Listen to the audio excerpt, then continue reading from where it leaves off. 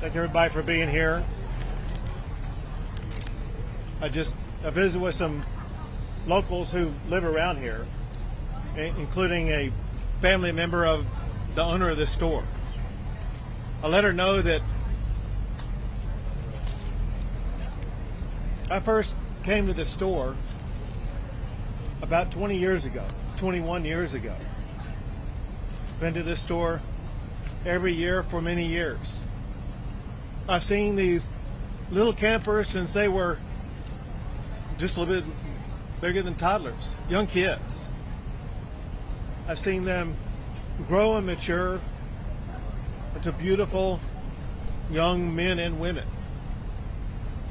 Nothing is as heart-wrenching as hearing the stories of what the girls around here, especially the girls at Camp Mystic, went through. To see where they lived in one moment, where they disappeared the next moment, and were gone forever a few moments after that. I wanted these people to know, I want you all to know, the hearts of our fellow Texans are breaking every single day because of what people of this community and the surrounding area are going through.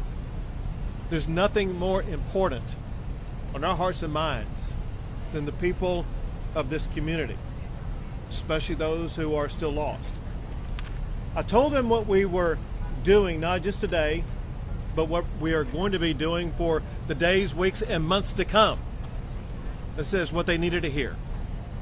They need to know Texas is in this with the people in the Hill Country right here. We are not leaving until this job is finished.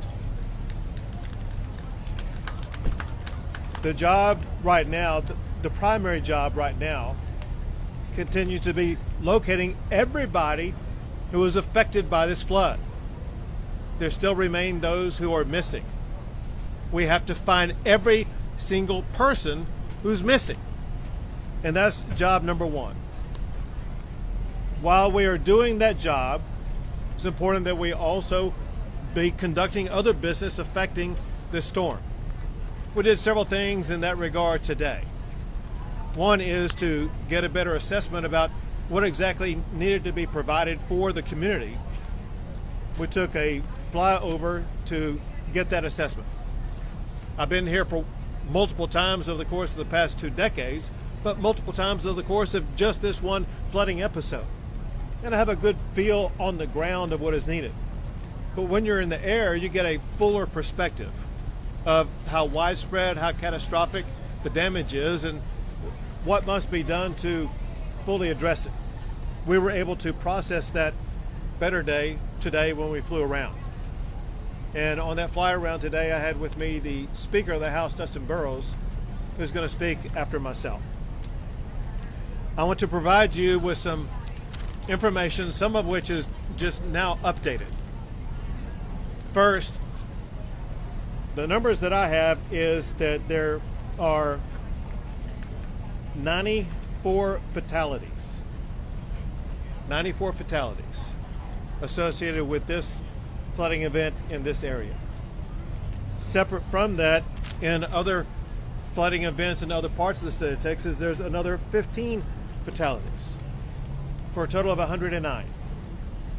To put this into perspective, just in the Kerr and Kendall counties alone, there are far more fatalities than there were in Hurricane Harvey. That's how catastrophic this is. I also have some updated numbers on those who are missing. First, from Camp Mystic. My information is those who are missing is down to now 5 campers and 1 counselor. 5 campers and 1 counselor missing. In addition to that, there is another child not associated with the camp who is missing. So for Kerr County, that would be a total of 7 who are missing.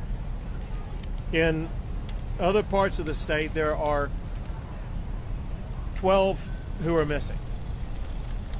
I have a new number, however. So one thing we've been reaching out to the public about is to get better information about those who were not registered at a camp, those who were not registered at a hotel, those who may have been down here who no one really had any accounting of. And through law enforcement agency working together, they provided me this number. Just in the Kerr County area alone, there are 161 people who are known to be missing. And again, that comes from combined law enforcement efforts, 161 known people who are missing. Know this, we will not stop until every missing person is accounted for. Know this also, there very likely could be more added to that list. One way that we were able to expand the list of those who are missing is because family members, friends, neighbors, etc. begin calling in and reporting them as missing. What I want to do is once again provide a reminder to anybody watching this that if you have a friend, a family member, somebody that you think may be missing because of this storm, we need you to call the number that I'm about to give you. It is 830-258-1111. That's 830-258-1111. If you want to go to a website address, you can go to Kerrville missing at dps.texas.gov. I'm going to repeat it twice more. That's Kerrville, spelled Kerrville, no space, then the word missing, MISSING. So Kerrville missing at dps.texas.gov. So either call that phone number, go to that website, and provide the name and the best identification you can and the last known location of anybody that you think is missing. Know this also, if you make a prank call or provide false information, that's a crime. Do not provide false information because you're hindering our ability to undertake this investigation, hindering our ability to actually rescue and find those who truly are missing. So you better be correct when you're calling in and let us know that there is somebody who is missing. Importantly,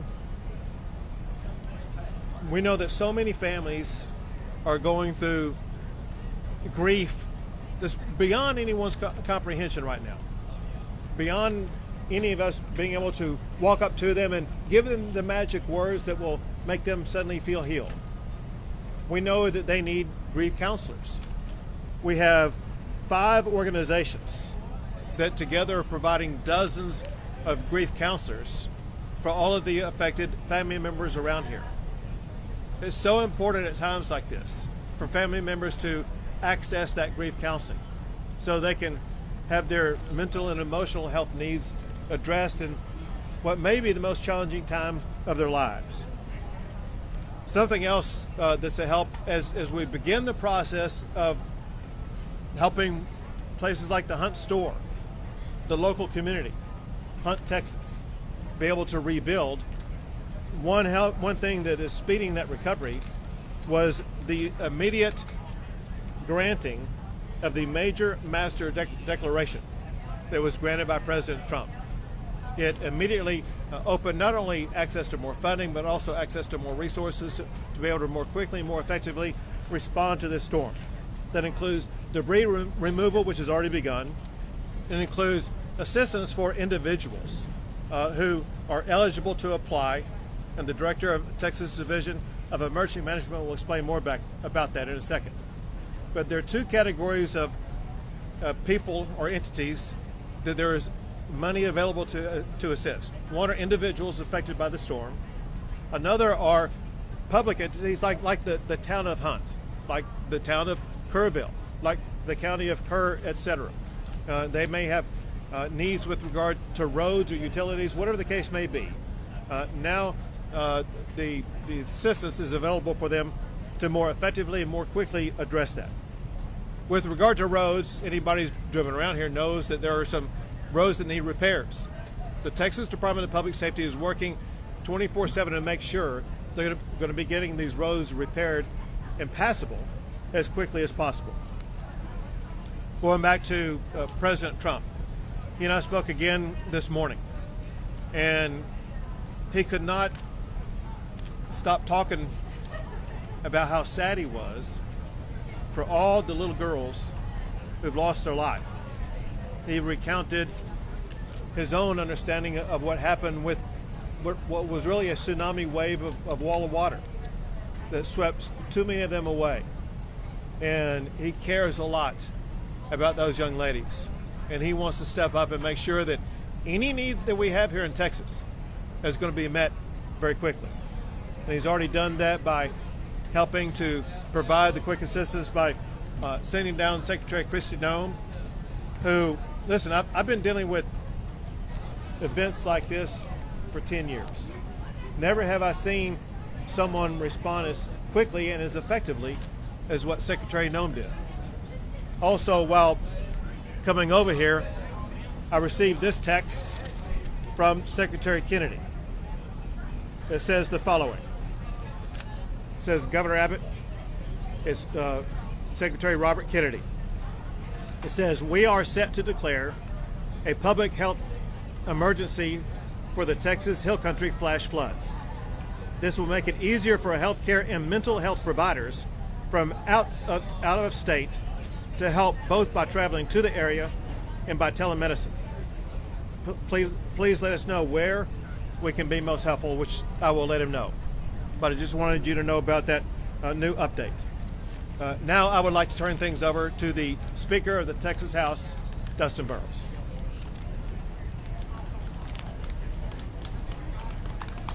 Thank you, Governor.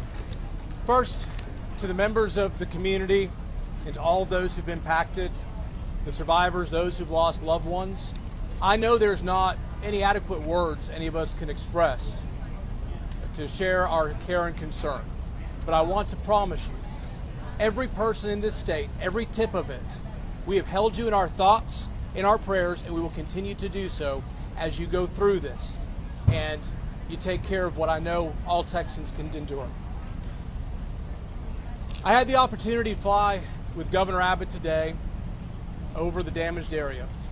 It is hard to comprehend the amount of water that came through in such a short period of time. It is unimaginable what the victims and survivors went through as they were faced with that, and we heard the stories about that. And looking at the debris and looking at the problems and all of the damage that's been done, I know there's a long road to recovery. But through that, we saw some silver linings. We saw Texas flags being flown proudly because we know people of this state are resilient. We saw people from all over the state coming together and working and volunteering and trying to begin helping rebuild and continuing with the search and recovery efforts. I have had members of the Texas House from all over the state looking for ways to help. You have a great local representative with West Verdell, but I promise you, every Texan, all 150 members of the Texas House have been looking for ways to help, whether it's helping to raise money or wanting to do things. They are committed to it. I want to thank Governor Abbott for saying that we will address these issues in a special session in 2 weeks. And I want to assure you, the Texas House will be organized, we will be ready, and we stand willing and able to listen to the community and experts and do all that we can to help address it from this perspective. So thank you all very much for the opportunity. I'll turn over the microphone.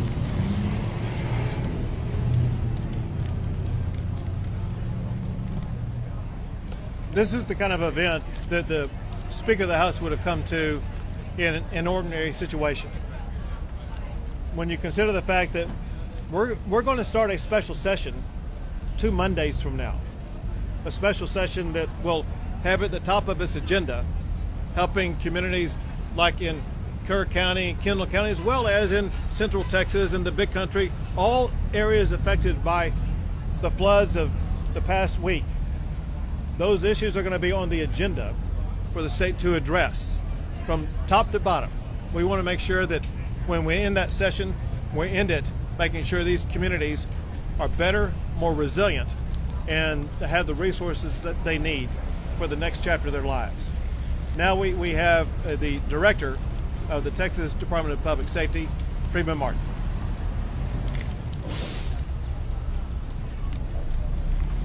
Governor, thank you. The governor said it. We have 109 fatalities and 161 missing. Every asset and resource that the Department of Public Safety has is being used on this response. We have 258 people just from DPS assigned here in Kerrville. They're from the Highway Patrol, the Tactical Marine Unit, Criminal Investigators, Texas Rangers, SWAT, IOD and ICT, and Victim Services. And you ask, well, what do all these do? Everybody does something different. Everybody understands search and rescue. When the governor mentioned 161 missing, the city of Kerrville stood up a line that if you can't get a hold of a loved one, if they're missing in the Kerrville area, call this number. That number grew to several hundred. These analysts worked with Kerr County Sheriff's Department and the Kerrville Police Department to narrow that down. People that have been identified as deceased, people who have been found alive, deconflicted numbers that have been reported twice, and we are still down to 161 missing. All I can tell you is there's nothing to celebrate about how well we've done this far, but there's a lot of work to be done. And we're thankful that the speaker standing behind us and the governor, the Texas legislature has funded us, and we're properly staffed and equipped to respond to this. Just this last session, a few weeks ago, we were given 6 replacement helicopters and 1 fixed wing. That is exactly what we use to respond to these. I'll tell you another thing, we have plenty of resources, but at the same time, we're not turning down one resource until we recover every last person on this list of 161. So we have FBI, DEA, HSI, the United States Border Patrol, the United States Coast Guard, everybody working together under a unified command, and we won't stop until we finish. A couple things, right now in Burnett County, we have 3 Zodiac boats and 26 DPS personnel from the Tactical Marine Unit and the Texas Highway Patrol continuing searching. I'm in constant communication with the Travis County Sheriff, Sally Hernandez. They are helping us at the medical examiner's office, and at the same time, they have as many as 10 people that are missing from Travis County. As we pulled in the parking lot, I got off the phone with the sheriff from Williamson County. They just recovered their last victim. They had 3 people that were swept away, and just minutes ago, they recovered their last victim in Williamson County. There's a lot of work to be done in Kerr County and Kendall County. We will continue to grow this and add additional agencies as we go forward, but the governor's right, we won't stop until every last body is recovered, alive or not. So thank you very much. Thank you, Governor. Thank you. Now, General Seltzer with the Texas National Guard. Thank you, Governor. I just got off about an hour-long helicopter trip with the governor, and I can tell you what I saw was miles and miles of massive devastation. The Texas National Guard will stay here working with our federal, state, and local partners to search for the missing and to help our communities recover. Well, we can't hear. Just the trucks?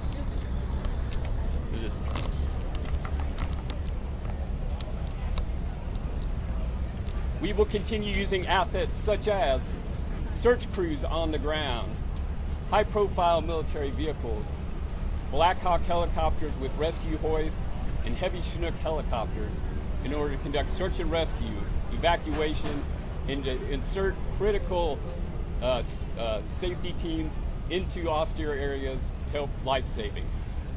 Aiding us in the effort today is the arrival of 4 Black Hawk helicopters from the state of Arkansas. That grows our agency count to 13 helicopters in support of this effort. Additionally, overhead, for the last 3 days, we have had MQ-9 Reaper remotely piloted aircraft conducting search and rescue operations. We are working with other states to get additional crews to support so that we can expand the coverage of that search and rescue operation. And lastly, we have shelter management crews that are working within the community to help those in need. I would like to close by saying something that the governor has said many times before, He said it many times today, but I'll emphasize it. Your National Guard will not leave until every person is found. And we will not leave until our communities are recovered. Thank you. Thank you.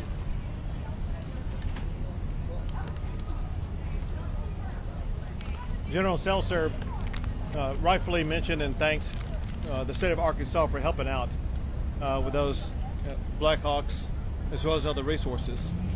I jotted down from memory what I think is every state that I know has either provided help or offered it or is on its way. I say that I'm hoping I'm not leaving anybody out. But our fellow governors and fellow states are helping out from Arkansas, Oklahoma, Louisiana, Iowa, Nebraska, Ohio, South Carolina, Georgia, Virginia, Pennsylvania, Massachusetts, and I regret if I missed your state. I'll try to come back to it here in a second. But next is Chief Nim Kidd with the Texas Division of Emergency Management. Thank you, Governor. I want to start by thanking all of you for standing out here in this heat and experiencing a little bit of what the volunteers and first responders are dealing with around the clock as we continue our search. We have 4 priorities. They are the continuation of the search.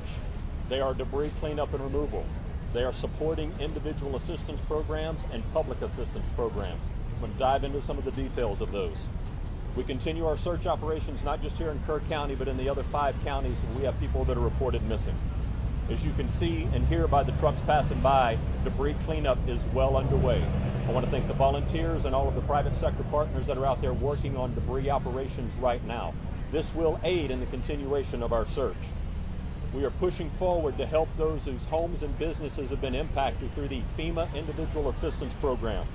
The President's program has people here on the ground today that are working to get people registered through our websites and start opening disaster recovery centers today and tomorrow.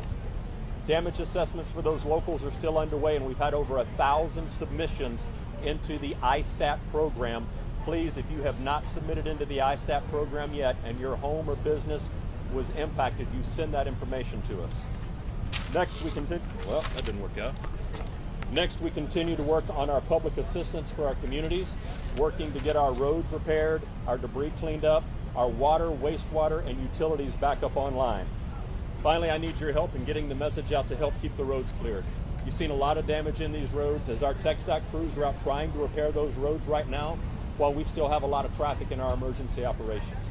I want to thank you again for your time and your patience in helping us get this message out.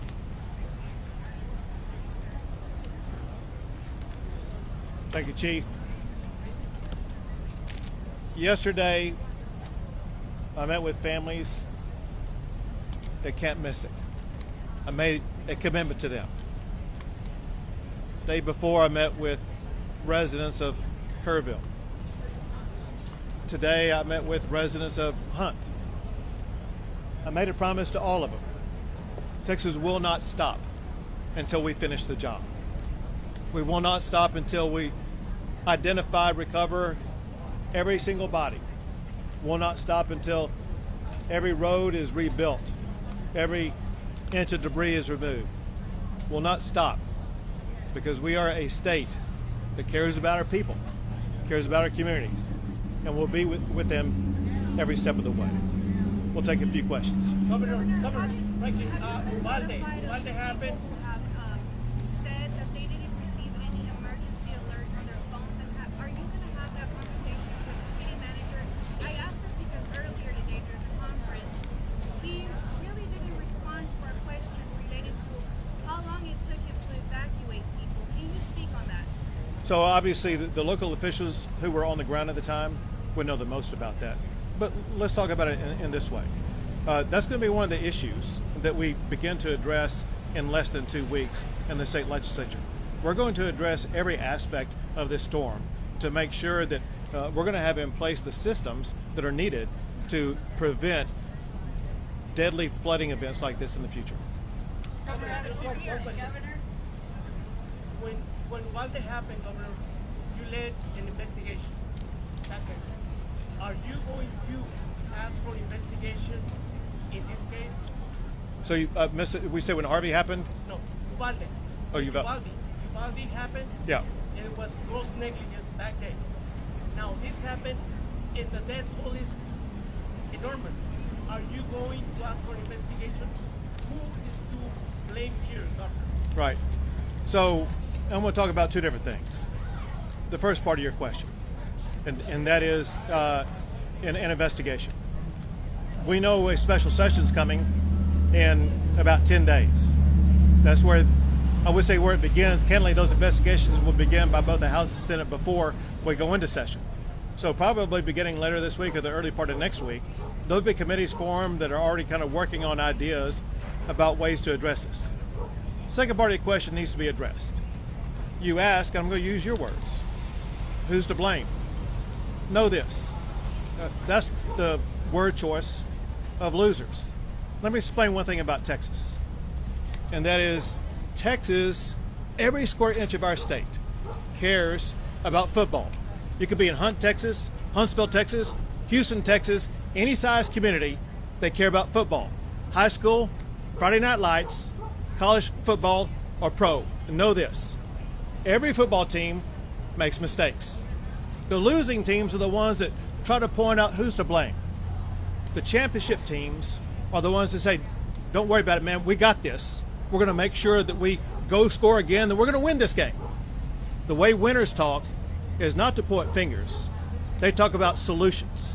What Texas is all about is solutions. In fact, I want to read you something that I received last night that's worth emphasizing to put this in context.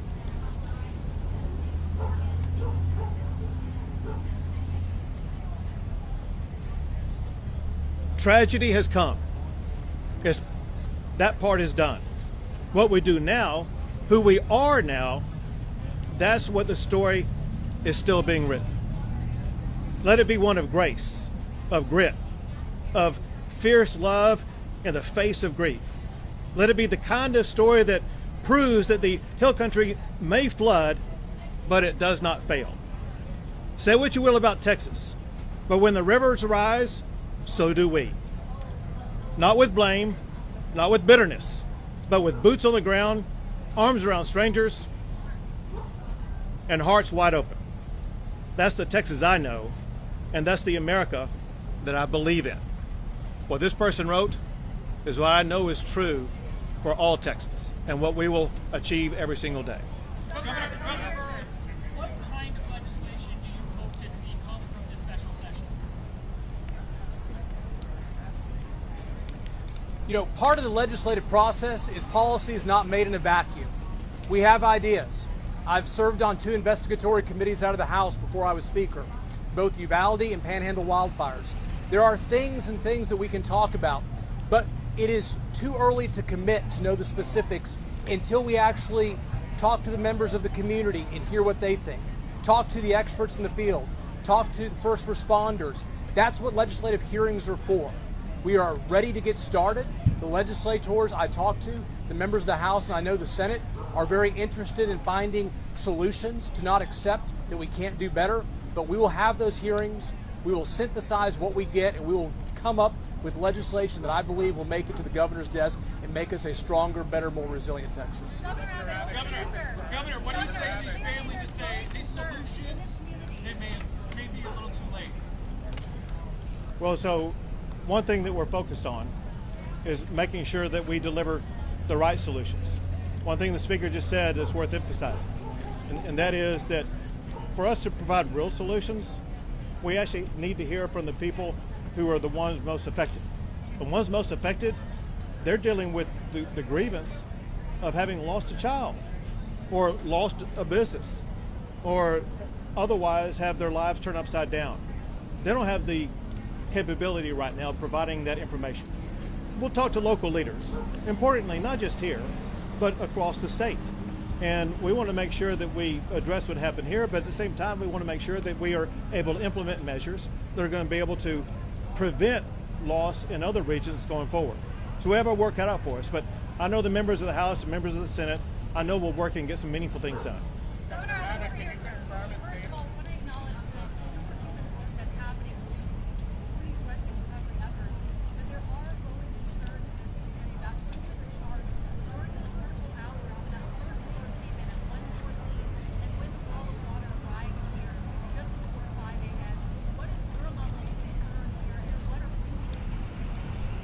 So again, my focus isn't on trying to say, oh, you did wrong or you should have done better there. My job is to bring Texas and Texans together and make sure that we immediately start delivering on solutions. You talk about the heroic effort, and no one has seen the level of response as what Texas has provided over the past 4 days or so. And we continue to maintain that response here while also going to the state capitol and working on around-the-clock responses there to make sure that we do deliver real solutions for these people sitting right behind you. Governor Abbott, can you confirm that state and local officials received letters warning at 1:14 a.m.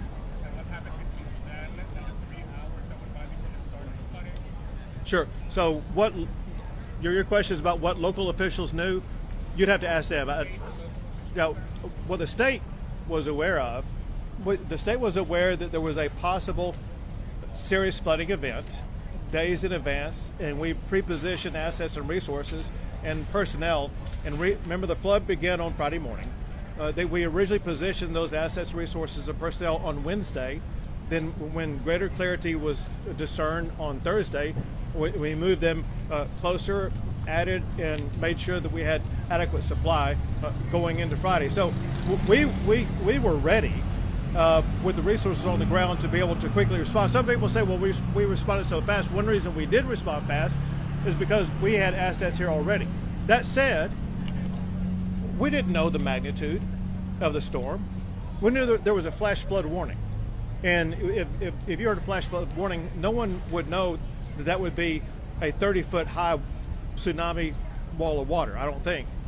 But all I can tell you is the information we had, the state had, and that we acted on, was information that catalyzed us to begin putting assets and resources in place 2 days before the event happened. We have time for 2 more, folks. I'm local. Yep.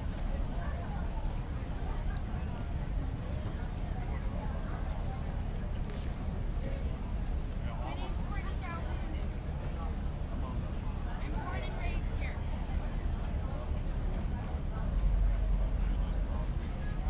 We were not prepared. As a community, we've come together and tried to be prepared. With all due respect, I had no idea you were going to be here today. I was out with a team of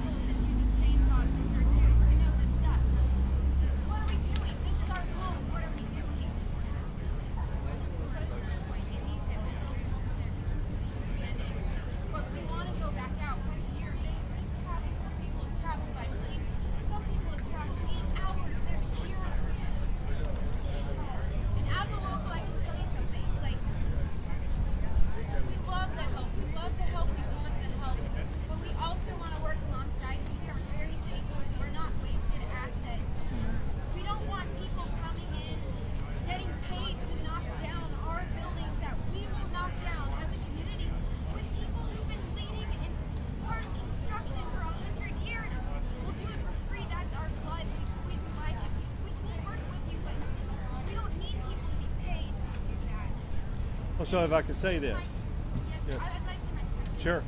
My question is, we're all very broken here. Well, what's keeping us one strong is we are the backbone of this community. We appreciate everything you've done. We're the backbone of this community. We just want to have justice, to have a control over the fact that pitch black, y'all. You're in the middle of nowhere, no Wi-Fi. I'm sorry, no Wi-Fi, no resources. It's camp. You don't have cell service. Pitch black, and we had no control. And part of our healing, part of our recovery, is to stay strong and get that control. And with your help, we really, really want it. We appreciate y'all, but Well, can we establish someone? Yep. Well, It could be me. It could be anyone. I'm gonna Someone connect you in with control. someone. Yeah. So Someone in control who can facilitate and speak for the people, who isn't in politics, who isn't law enforcement, and just someone to say, hey, look, I'm gonna represent these people, please, and we're gonna work side by side. We're all trying to get these Right. bodies. We love this community. And we can do it together. I got the person for you. I'm going to give you her name, her number, let you connect with her. But let me say this. Yes, sir. People talk about how strong Texas is. Sorry. People talk about how strong Texas is. Yes, sir. It's because of people like you. People who don't wait around All of us, for sir. orders and instructions. Yeah, and I started like it. Not just you, but like you. We saw the exact same response in Hurricane Harvey. People didn't wait for a boss to tell them what to do. There was no time clock to check in or check out. They said they're getting out their own canoe, their own kayak, and they're going to start helping neighbors before the sun rose up until after the sun set. Yes, sir. But all I wanted to let you know is the spirit that lies within your heart. And use the word blood in your bloodstream. You have in your blood what Texas is all about. And